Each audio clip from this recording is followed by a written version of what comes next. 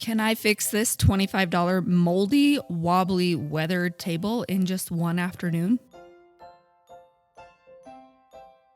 We gotta fix the wobble first. We flipped it over and tightened the screws. Literally, that's all we needed to do to fix them.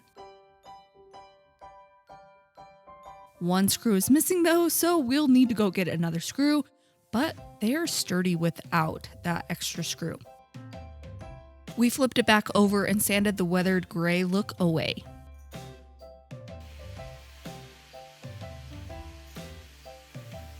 Look at how amazing the wood is underneath the gray.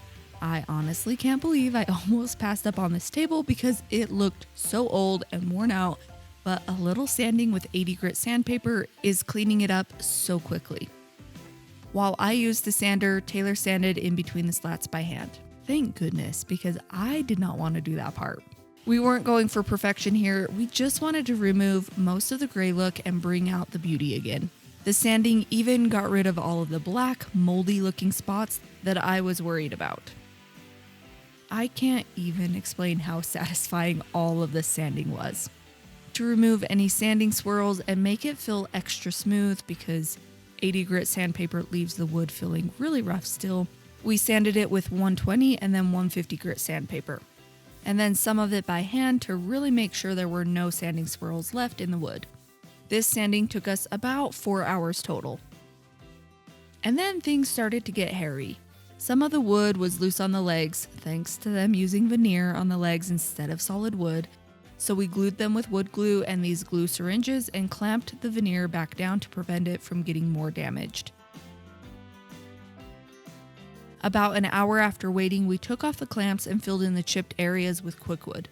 This stuff is more durable than wood and is so easy to fill in damage like this. But I wanted it to look like wood in the end, so after filling it in, I tried to use a brush to mimic the wood grain. But when it was all dry and I sanded it down the next day, the wood grain was gone since I used too much of the filler, so I used the tip and edge of a sharp screw to recreate the look of wood grain in the filler, and I think it worked. Before I could try my hand at matching the filler to the look of the real wood, Taylor oiled the table with this sun-chilled oil that is supposed to protect the wood from getting weathered. I wanted to see what the wood looked like after it was all finished before I tried to match the damaged spots. Obviously, he cleaned off all the dust first and vacuumed and tack cloth like normal. Then he wiped the oil all over, leaving just a thin coat of oil on the surface. It soaked in and made the table have this deep, rich color. Isn't it pretty? A little bit of it goes a long way, even on raw wood. We have over half of the bottle left over to put on next year, so that is awesome. And then we had to let the table dry for a day or so to see how it was really going to look in the end. As time went on, the table lightened up some more, so I am so glad I didn't try to do this next step until I saw how the wood was really going to look.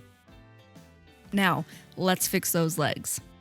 The goal was to make the wood filler look exactly like the wood. And that's where this wood stain repair kit comes in. Some of the medium colors, a gray, and a dark color. I painted on the medium brown color that was the most prevalent in the wood.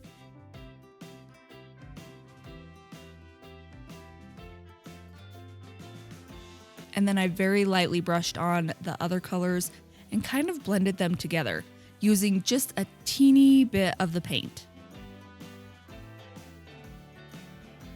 For the really dark color, I used the smallest amount and very, very lightly brushed it on.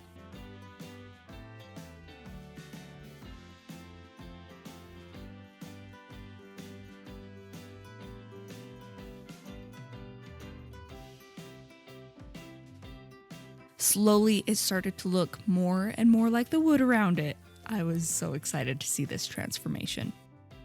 It was missing some gray, so I added that in, then brushed on some of the very first color very lightly to bring it all together.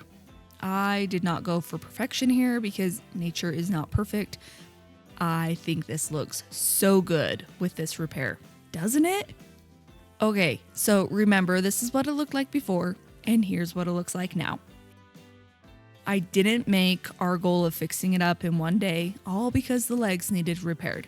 But Without those legs, this could totally have been done in one day. I was tempted to not fix the chipwood, but you know my OCD couldn't let me leave them be. Don't forget to hit the like and subscribe buttons to see more of our videos. Thanks for watching. Are you confused and not sure where to start with your furniture makeover? Don't worry, I got your back. Click the link in my comment to download our free painting checklist so you can paint your furniture as if you hired a professional to do it.